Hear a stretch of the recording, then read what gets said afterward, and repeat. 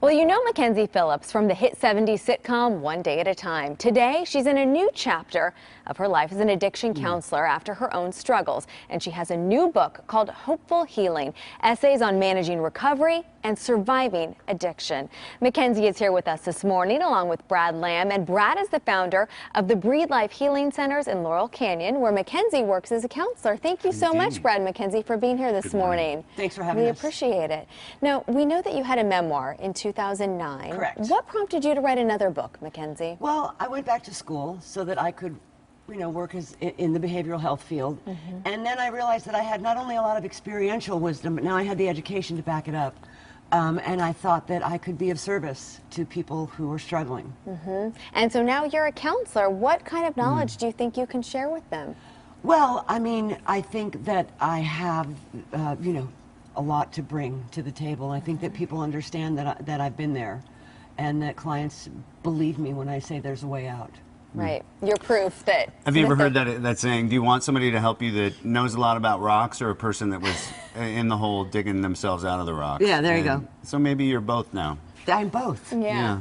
And the center is right up the hill here in Laurel Canyon, you were telling me, Brad. Right, we have 22 acres up in Laurel Canyon. It's a trauma program treating addiction, substance use, alcohol and drugs. And eating disorders. And then we have a big clinic down on Sunset. So we are stuck in traffic sometimes, but we sure love doing what we do. Yes, and it's been neat to see Mackenzie write the book and say, hey, how's the book going? She said, it's almost done. Will you take a look? Will you write the foreword? So Brad wrote a foreword in the book. Nice. So it's been nice. I mean, it's such an accomplishment. How many people say we want to write a book? Right. I want to write a book, and so then congratulations on two. Well, Brad's written 4 books, so don't even talk to me about that. Anyway. And Brad, I know you're one of Mackenzie's biggest champions. What, in your eyes, makes her such a good counselor?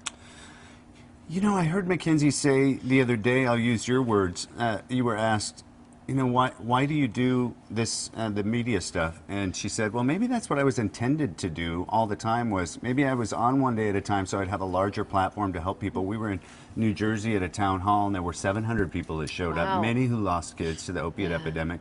And so, maybe you're just doing exactly what you're doing. That's how I feel. I feel I'm in like recovery a long time, too. What I was supposed to be doing all along, and that for some reason I got to be famous so that I could have a broader platform later, so that I could bring this message to a wider audience. People would listen. Yes. And you touched on this, Brad, but we are in America really in the middle of what many people are calling an opioid crisis or an epidemic. Absolutely. Yes. And people aren't just calling it. I mean, we're having 19 deaths a day from accidental opioid overdoses in this country currently, which supersedes car accidents.